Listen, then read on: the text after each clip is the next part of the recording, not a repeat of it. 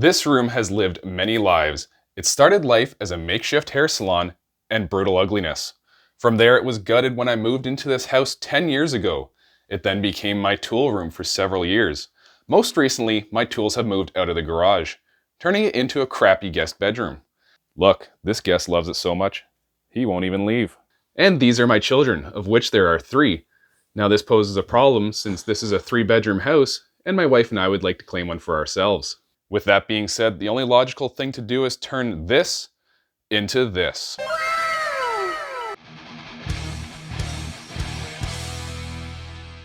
Okay, so the first thing we need to do is to get everything out of this room and this adjacent closet here.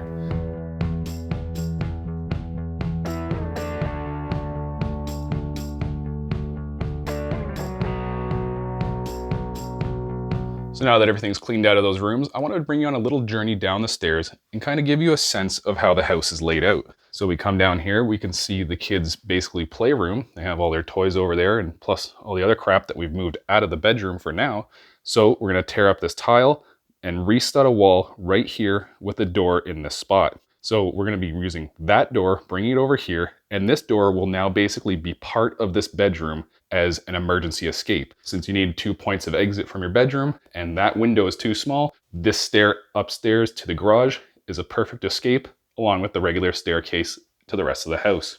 So here you can see this is the staircase going upstairs, and underneath the staircase is going to be the new bedroom closet. So there'll be a set of doors in here, maybe a bifold door or something custom that allows you to have closet storage. And as we come in here, the first thing you notice is this big concrete pad right here. It's about 2 inches tall and about 2.5 feet square. And I think it was for like a furnace or a hot water tank or a utility sink or something. And you can see there's like a little piece of pipe sticking out here. I wasn't sure if I'd ever add a sink back in here, and now I know I'm not going to, so I left that stubbed and capped. So we're gonna remove that. We're gonna remove that. I have a jackhammer I rented to tear that up. Now, as you can see, there's some water damage. The paint is peeling off the cement right here. And we did have a leak when we first moved in, but at the same time, last year we had the dishwasher explode and leak all down here. And I just want to tear down this wall, look behind everything. It's just a few sheets of drywall, hopefully, no real damage. And I just want to make sure there's no black mold or anything growing. If this is going to be someone's bedroom, it needs to be safe. So we're going to go ahead, tear up that, tear down that, and we'll meet you back.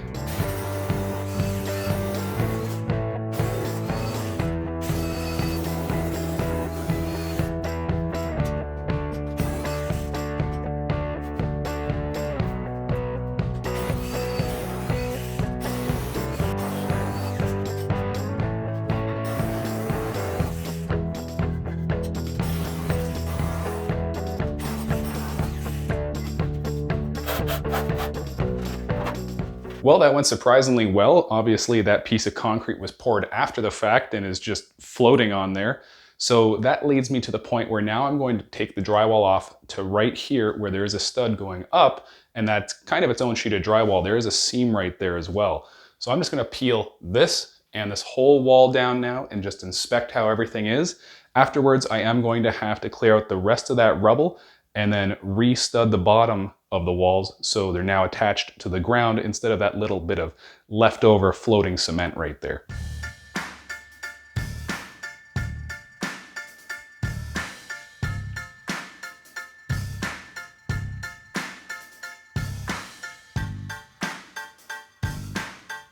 Okay, so the drywall is down and now it's time to investigate. What I'm gonna do is I'm gonna cut off half of this moisture barrier, vapor barrier, whatever it's called. I'm gonna take this off, take this half of the insulation off, and see what's happening behind there. Hopefully it doesn't go all the way up to the ceiling or whatever, but I am seeing this black down here and a bit of staining on this stud in particular. That's leading me to believe that we do have some water problems. So let's get this taken off and see what we got.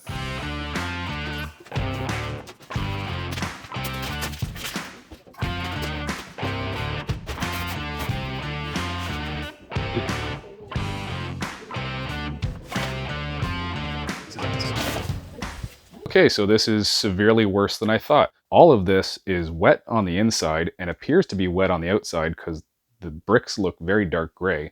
All of the fiberglass here is sticking to the wall. It's still wet. And down here just doesn't look good at all.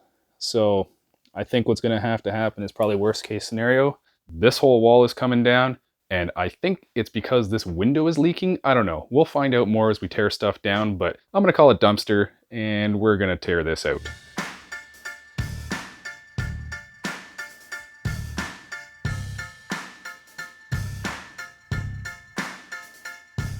Okay, so the base looks really bad. The next step is gonna be chopping the bottoms, taking that, throwing it in the garbage, salvaging what I can, taking the rest of the wall down and this casement around the window as well.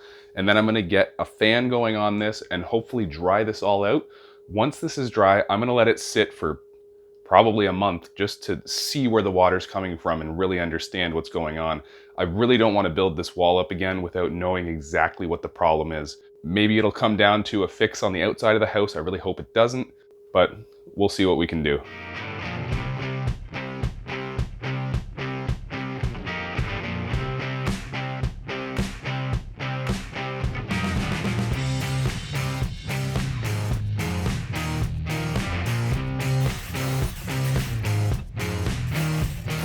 So while that wall dries out for the next forever, might as well get started on the next part of the project, which is going to be removing these doors and these walls right here. So I'm going to start off by removing the electrical, i.e. the switches that are in both these walls right here, because, you know, knocking down a wall with electrical might be bad. And then I'm going to take away the casings, remove the door jambs themselves, then take down the walls. And lastly, I'm going to use my jackhammer again and tear up this tile right here, because it's not going to really make sense in the front of the bedroom anymore. So let's get started.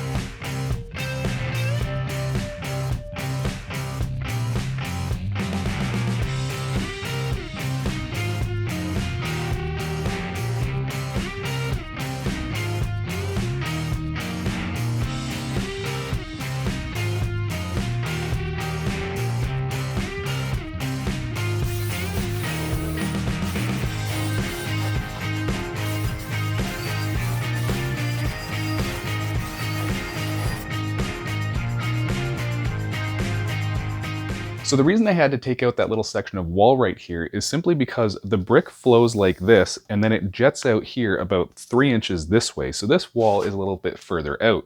And since there's no dividing wall between the rooms anymore, I'm going to continue this wall this way and then there'll be a little jet out right here. It'll just make things a little simpler, and this will leave us with like this little shelf area too for putting stuff up. So I figure that's a nice little feature and we get a little more room. Okay, so the next step is going to be to take off this section of wall, which I've already cut a line through the drywall here, remove this section along with this faceplate, and then this section of ceiling, and that's where we're going to frame in our new wall.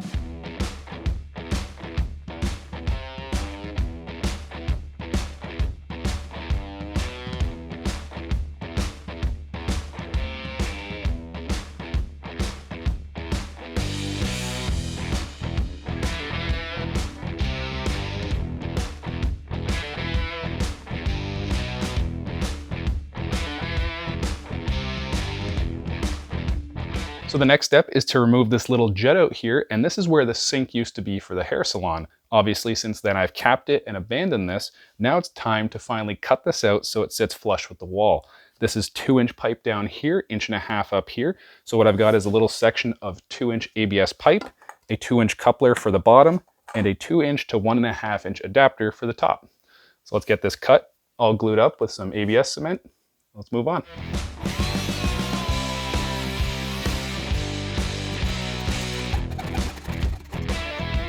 This is what happens when you don't have the right tools.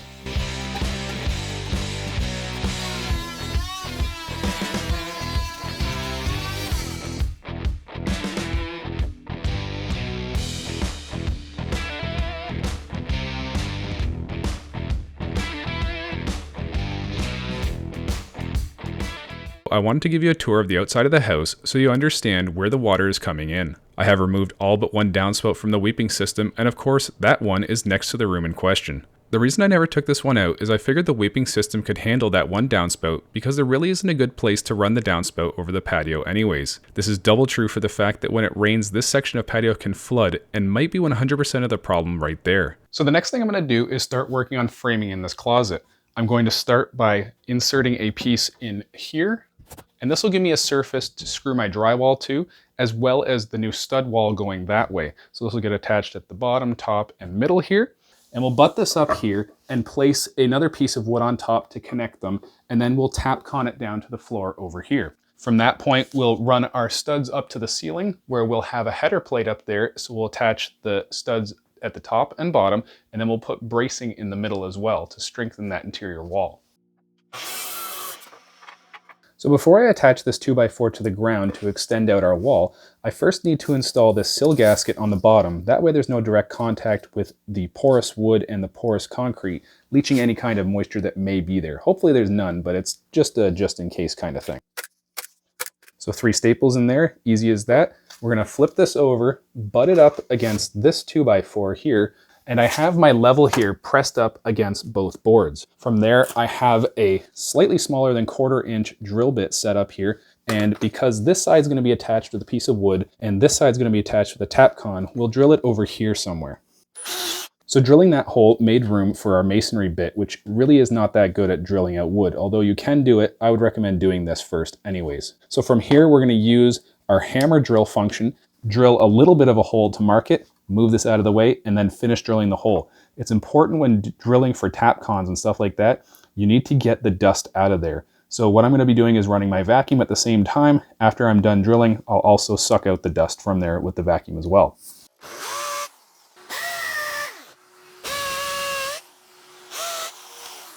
So in order to attach this 2x4 to the ground, I'm using this long Tapcon, and I have a fender washer on top. And that's simply so the head doesn't just blow through the soft wood, and it really has a lot of meat to hold it down. So let's go ahead and attach this with the impact gun. If you feel a lot of resistance, there's a lot of dust in the hole, and you're gonna break the head off the Tapcon. This thing is capable of doing that. So just back it out, clear your hole again, and it should go in on the second try. So now we're going to attach these 2 pieces of wall together at the bottom using a little brace piece here, and I'll screw in 2 screws like this on either side, and I'll make sure to push this up against the front with another piece of scrap so it's perfectly flush for our drywall later. Okay, our wall is straight, it's going nowhere. On to the next step.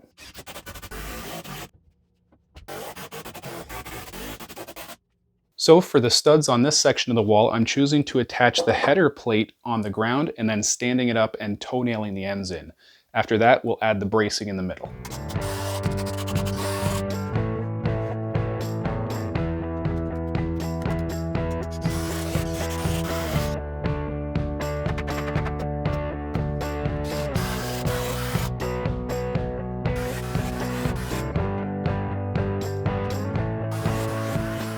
So I just happened to be poking around, kind of double checking my water damage estimates, and I pulled this back and I've noticed water back here. Now I checked this last week and there was no water, so I'm not sure what's going on, but I'm pretty sure this is all coming down now, so well,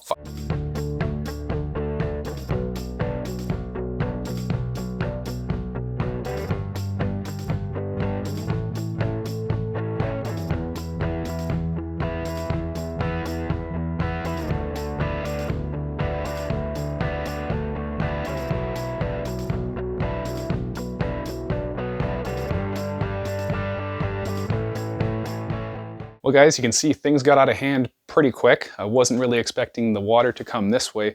I'm still not sure that the water had come this way. I'm kind of thinking like the moisture in the air and everything being blown around for those few days trying to dry things out. Maybe it just kind of worked its way back here and the humidity, it just kind of condensed back there.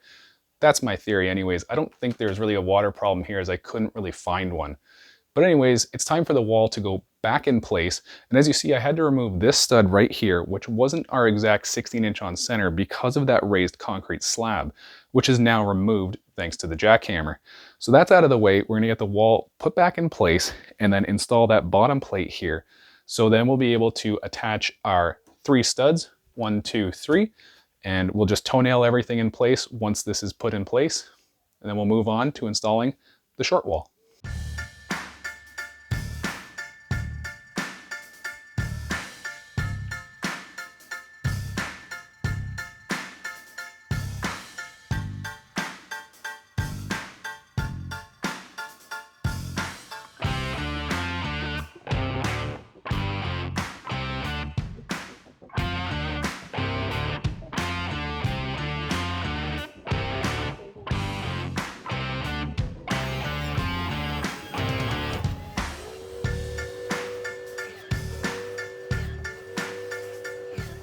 So you can see I just cut up this piece and that piece, and what these are going to do is bridge the gap between this little stub wall and this full length wall. This piece right here, I drilled a bunch of pocket holes in, and these are going to correspond into these pieces up here. It's going to get anchored here and over on this back wall as well. And then this bottom piece here is just going to bridge the gap between the two 2x4s, the one that's going to come out over here and this one right here. So we'll have a consistent nailing edge for the drywall all the way up this, and it'll lock the walls in place. Nothing's going to move.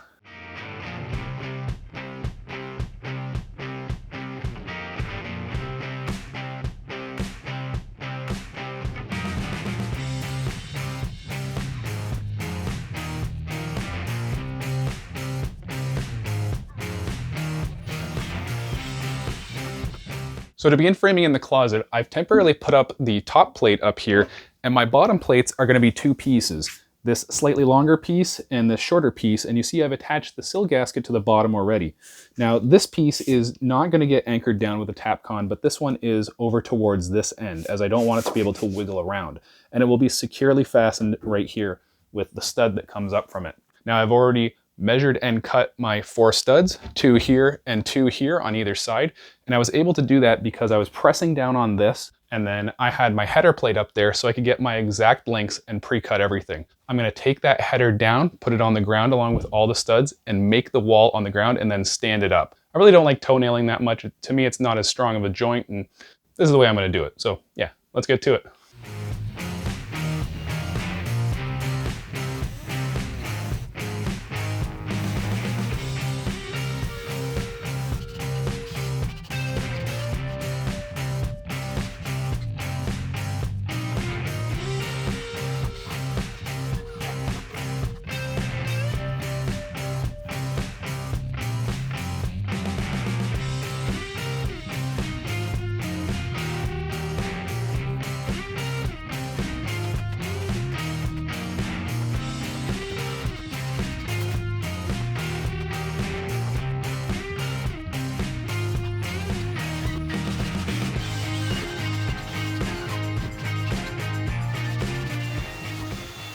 Well, let's take a small pause while my son takes a nap and I can no longer make noise. On to installing some soundproofing in the walls and the ceiling. Since this is going to be a new bedroom, we want things to be quiet. There is a kitchen up there and a family room through this wall. So this wall, as well as all the ceiling, will get this, I think it's 2x6, really thick soundproof insulation. And we're just going to put this everywhere I know I can right now. Anywhere that there's still electrical work to do or something like that, I'll leave till later. But I'll put as many bats in as I can for the time being.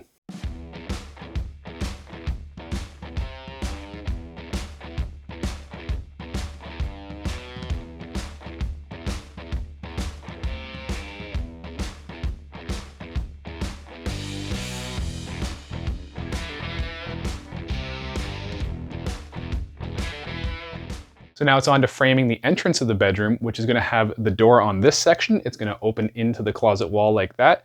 And then there'll be a small section of wall right here as well. I'm going to do this exactly the same way that I just did the closet wall, building it on the floor and then standing it up and anchoring everything in place.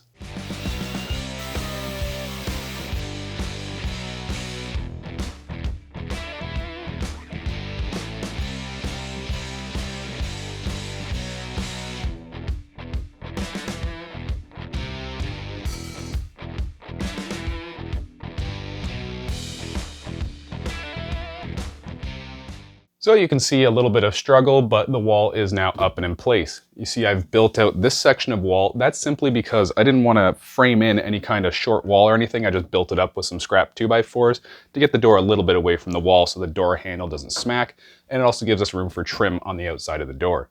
The next thing I need to do is put the top cross member that goes between these two studs and the top of the door will rest against, as well as over here in the closet, same thing, that cross piece at the top. Now, the bifold door does come with a set of instructions that says what your rough opening should be, so I'll set it to that, as well as adding some bracing over here between these two interior studs here. Then we'll move on.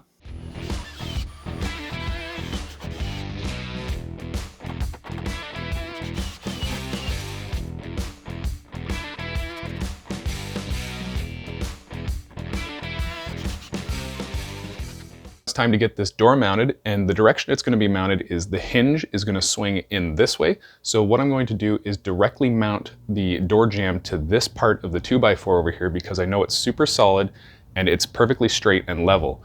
Over here, we're going to have to use some shims in 3 or 4 areas. And as I'm mounting the door, I'm going to be spacing it back from the 2x4, the edge of the jamb, with this piece of drywall on both sides to make sure that it's going to be flush after the drywall is installed.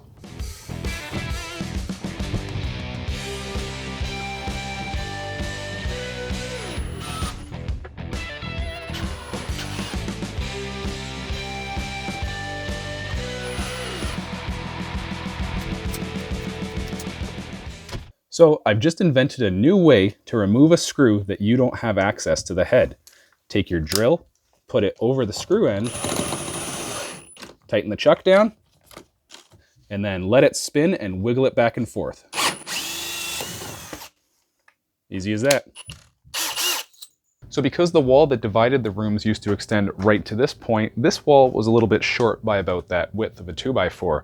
So I've taken out that vertical stud that was on this side of the room, and now we're going to bring it this way to almost flush with this edge, leaving room just for drywall to fit between the trim and the edge of the stud. So what I need to do is attach a new little extension to the bottom plate, install a little cross member up here, and then just finish studding the wall.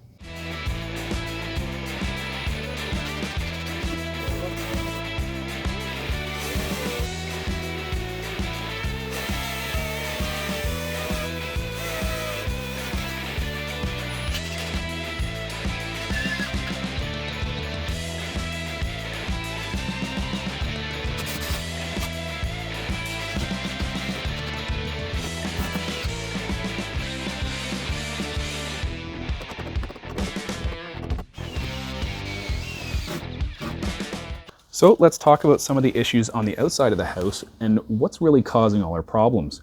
You can see right here, I have adjusted some of the caulking, but this is all temporary as the caulking isn't really going to work properly in these sub-zero temperatures. So come springtime, I'm going to have to rip up all the caulking and redo it. And now that I look here, there's also some holes in here, which probably aren't the greatest things, that I'm going to have to come back and caulk anyways as well.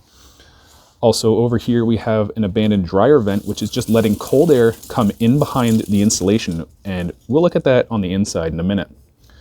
Over here you see I have removed the downspout from the weeping system and it's now kicked out onto the cement. The patio does have a slope and water does run this way a bit, but I think I am going to have to get some slab jacking done and raise up the concrete against the house to really funnel it this way.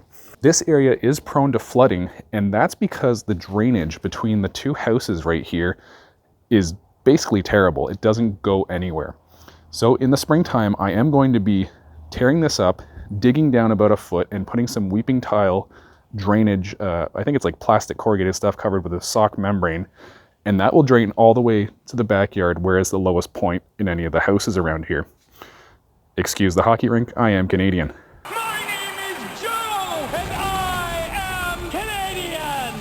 Anyways, that's some of the things that need doing out here, and I have done out here, and a lot of it has to wait till the springtime. So let's go inside and see what needs to be fixed in there. Okay, so we're here inside, and the first thing I want to mention is I've had the dehumidifier. It's like 30% humidity down here, which is nothing, and I've had the fan going on this wall for weeks. All these dark gray spots, they're not going away. I think they're just stains at this point. They don't feel wet, so I'm going to determine that that's basically dry and stained. So one of the things I didn't do right is I had my vapor barrier wrap around the 2x4 and I had my drywall on top, and I just simply stapled the vapor barrier up here and I never sealed it.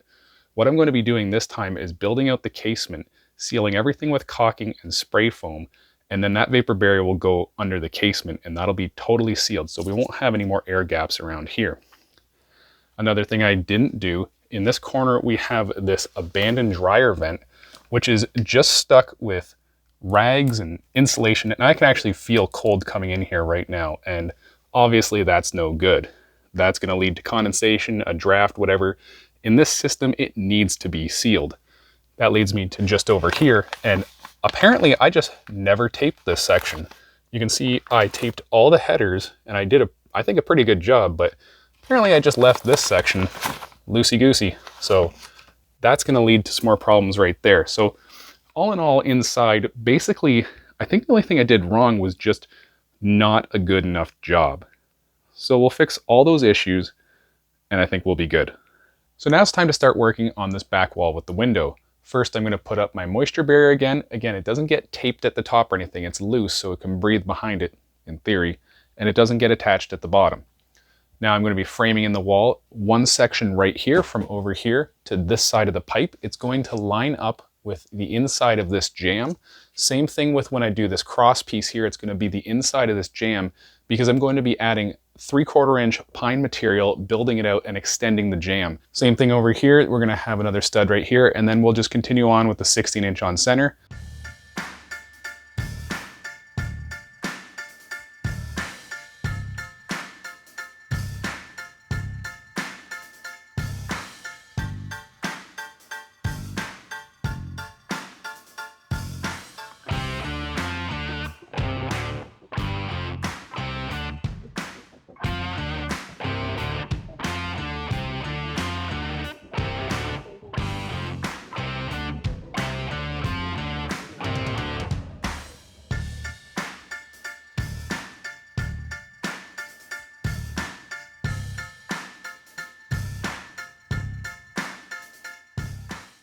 With this section done, the framing is basically complete. So I've got my 4 pieces of the window case extension, and these pieces are going to just butt up to the existing wood around the window and extend it outwards. Now also I want to get some spray foam underneath each piece, and because of that, this is going to want to kind of lift up on me, and I have to install each piece one at a time. I can't build the case beforehand because everything is kind of at a square, the window's at a square, it's just going to be impossible.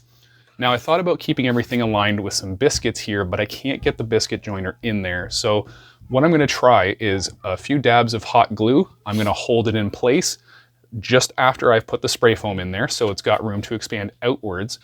And I'm just going to line it up and just keep it firmly in place. I think after about 10 seconds, the hot glue should be good and hold everything permanently in place. There's nothing else to worry about.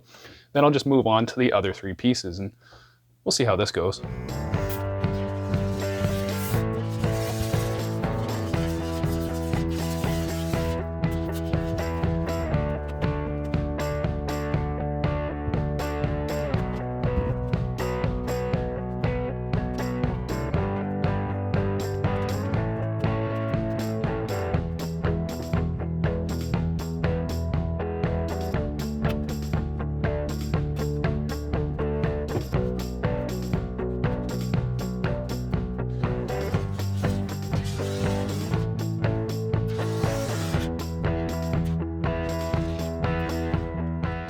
So here we see the abandoned dryer vent, and this I'm thinking was actually a lot of the problems. I've since trimmed this metal pipe flush with the outside here, but it used to stick out here, and when I removed the insulation and looked at it, there was so much cold air coming through here that there was drops of water hanging off the bottom of the metal pipe. And when I started, to notice things, there is staining on the bottom sill here that rests against the bricks. So this could have been our problem the entire time. I'm not 100% sure, but there's good indication that this is a big part of the problem. Anyways, that being said, I can't really take this out. It seems to be pretty much part of the house now.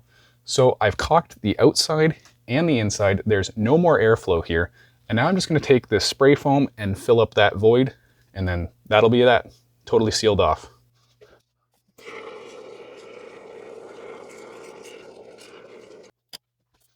Well guys, it's time for the insulation and vapor barrier. Now I've been dreading this because, vapor barrier is not the most fun thing. It's pretty finicky. You have to get a good air seal. You have to do it right, which clearly I didn't do it before.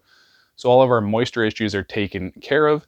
As you see, it's a little bit dark in places here. Again, that's the staining. It won't dry out any more than that. So we're ready for insulation and vapor barrier.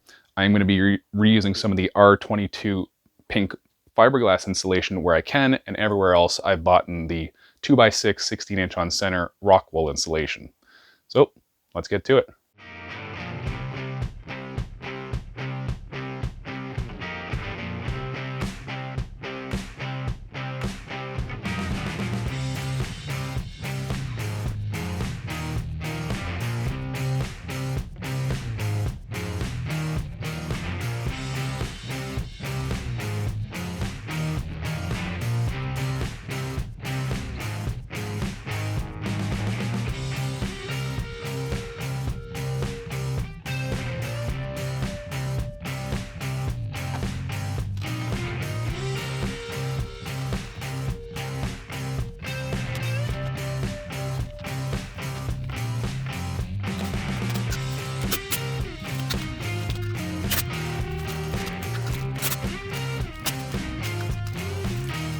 And just like that, all the vapor barrier is up, all the tuck taping is done around all of the joists and all the electrical boxes. Thank you very much to my lovely wife for helping out with that, as I hate doing it.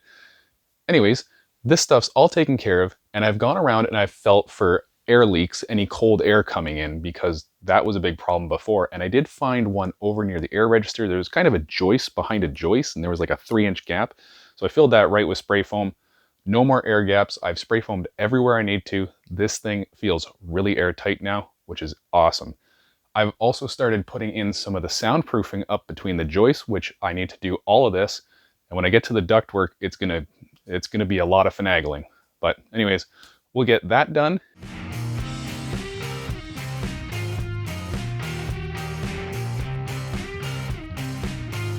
Before we get back to the interior of this project, I want to take a second to show you what I ended up doing on the outside to stop the water problems. As you can see, I caulked all along the edge of the house to the slab and filled the crack in the slab. Most importantly, I've installed a large plastic cover over the window and sill with caulking along the top.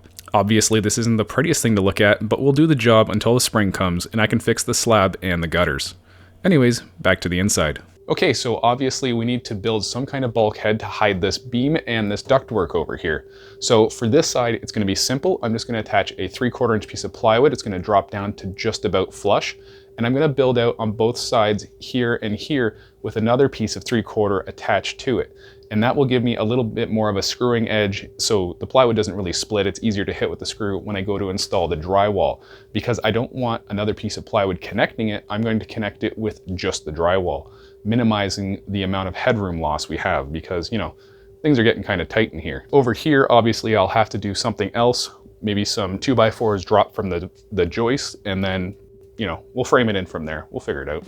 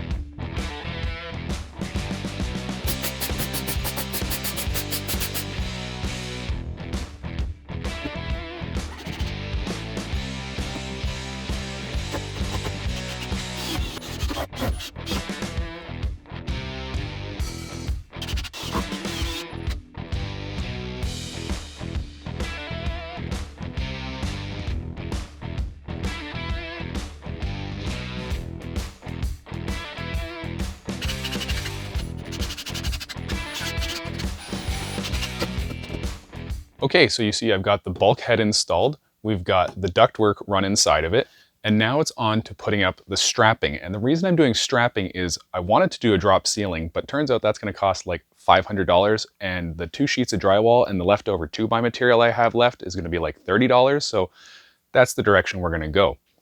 Anyways, I'm gonna mark out my 16-inch on centers, and then I'm gonna put up my 2x material strapping. Some instances it's a full 2x4, some instances I ripped a 2x4 in half. It doesn't matter, we're just going for that thickness. And the reason for this is mainly because of how I built out these walls originally, using this 2x4 underneath, so that spacing will be off if we use the drywall. As well as we have some pipes here, which I didn't do, that's how the house came, and I'm not going to fix it. And they kind of go below the joists here, so we need that extra spacing. Same thing for a little bit of clearance with these shutoffs, which I will be cutting access holes for, but that's the reason. So let's go ahead and get that done.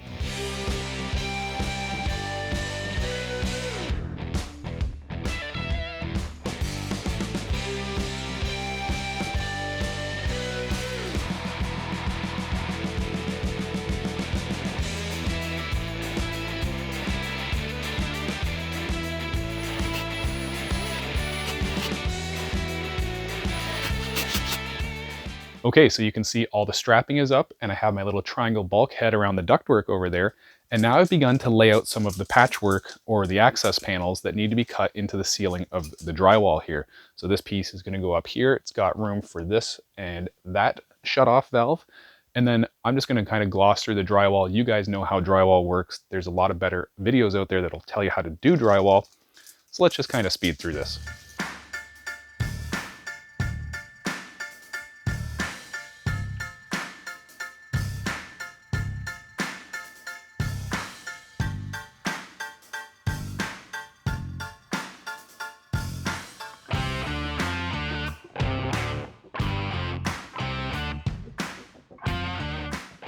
So you've noticed I put up the roof, then this top section, and now this bottom section. That's because we want about a 1/2 inch of gap between the floor and the bottom of the drywall.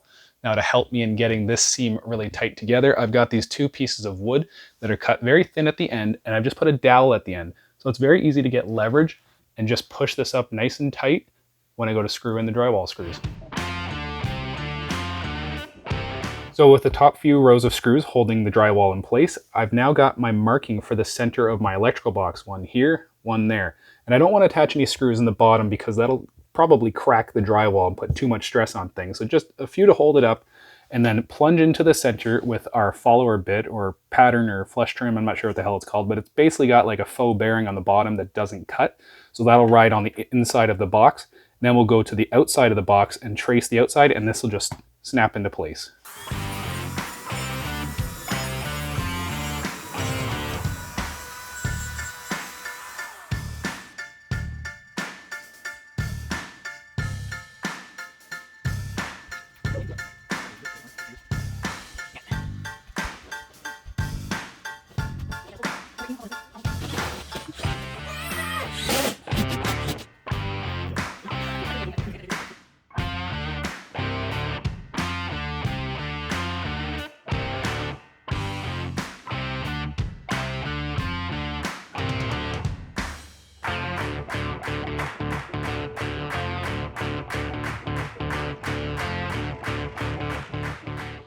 And just like that, all the drywall is complete. And the echo in here is crazy now.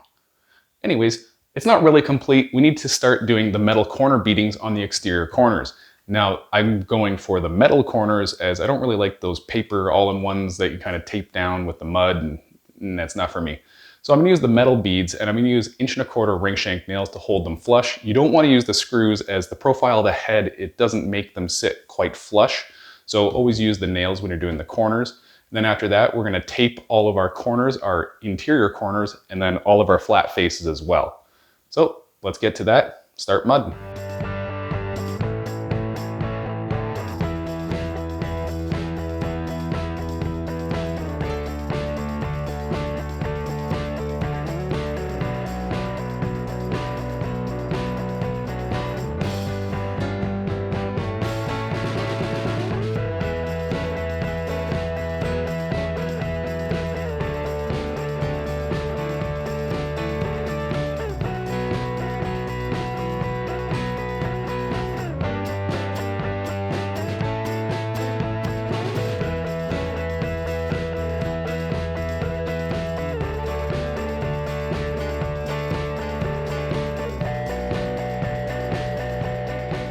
So you can see because of the previous construction, there was these big pits in the ground where I assume they nailed into the concrete and it got ripped up and destroyed. Then over here you can see they actually have anchors in the concrete. I'm going to remove these, but first I'm going to clean up these spots which were painted over by me, you know, back in the day. I'm going to use the hydraulic cement patch and cover this. I really want it to bond to the cement and not the paint.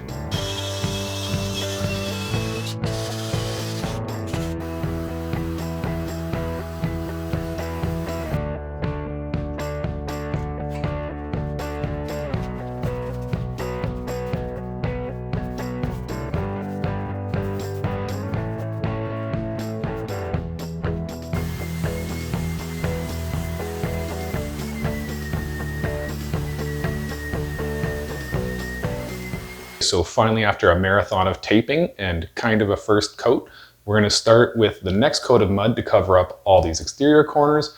And this is where the fun begins because I'm not that good at mudding.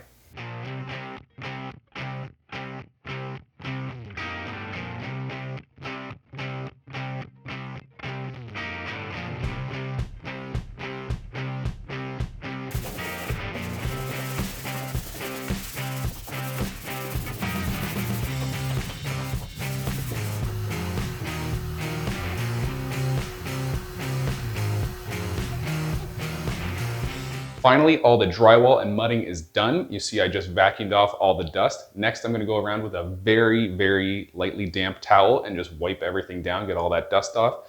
Then we're gonna put on the drywall primer. Then we're gonna paint the walls. We're gonna clean up the floor, paint the floor, then we'll get the trim up.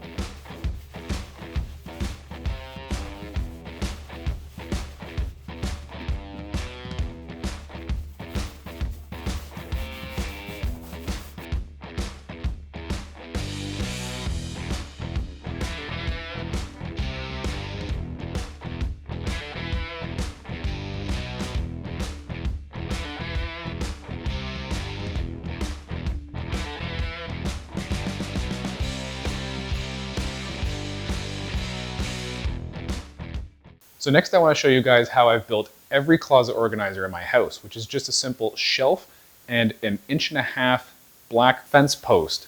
Now this thing is super rigid and has had zero sag in all the closets. I've had some 4-foot spans, still no sag. These things are super strong and super cheap. I think it's like 12 bucks at Home Depot or whatever. And I'm just going to take some 5/8 inch melamine, create a shelf, and then 2 little brackets on the side to support this post. I'll show you what I mean. It's super easy, super strong, and super cheap.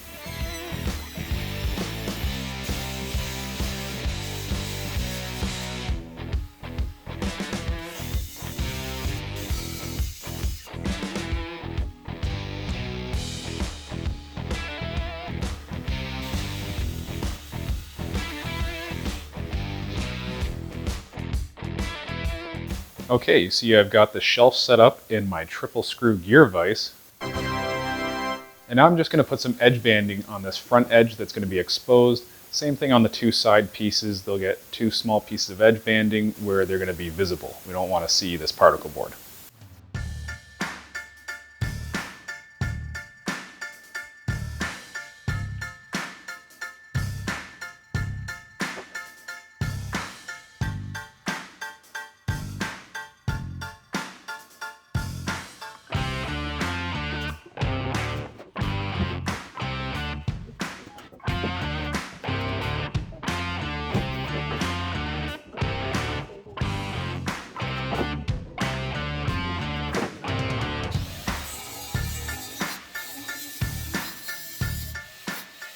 Here I am inside this closet, and you see I've got my piece here with still the particle board exposed on top. So our 2 show faces here and here. We have a little bit of blowout on the back, which we're hiding against the wall. And I've set my height right here to 15 inches from the ceiling. So I'll just put this right here and then drive in 3-inch screws, 2 here and then 1 over here. And these will go directly into the studs and there'll be plenty of support. Now I'm going to attach the other side after that, but I'm going to be only installing 1 screw on that because I'm going to be taking it out immediately once I've located all my studs and screwed it in place, and then putting the black pipe in this end because this will be permanently affixed, and then sliding that side down to allow that to fit. Since there's no like cutout right here to allow the pipe to slide in, it's going to be locked in place forever.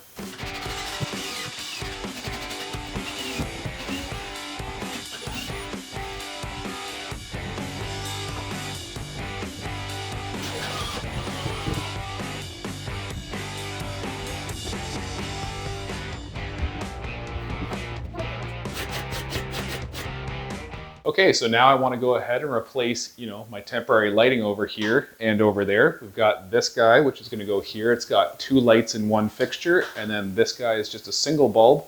So let's get that done.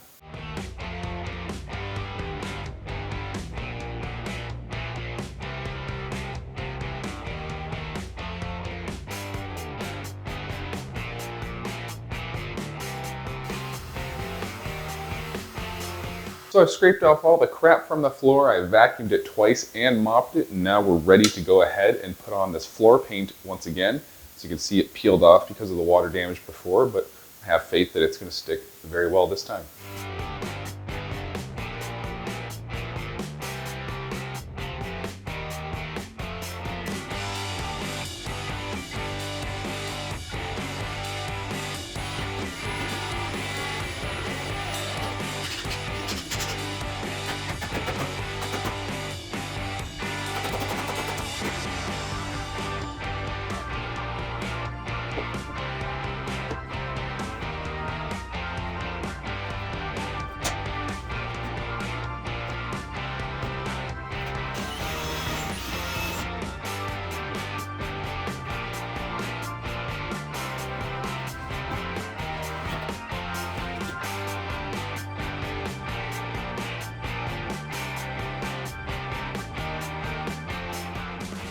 Okay, so we're finally at that point. It's time to put up all the trim. I've got my miter saw down here and all the trim.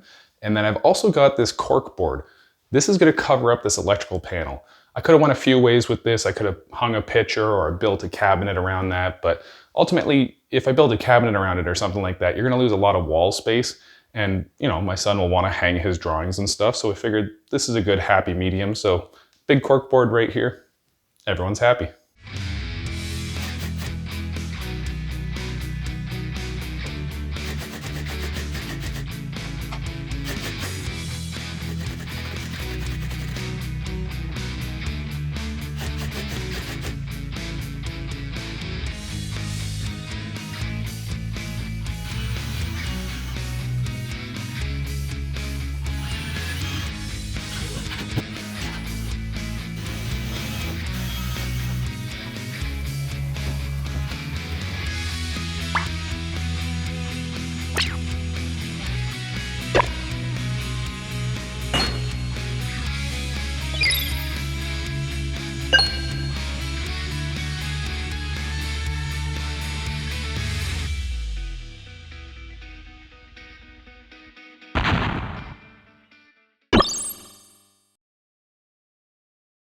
I'm good.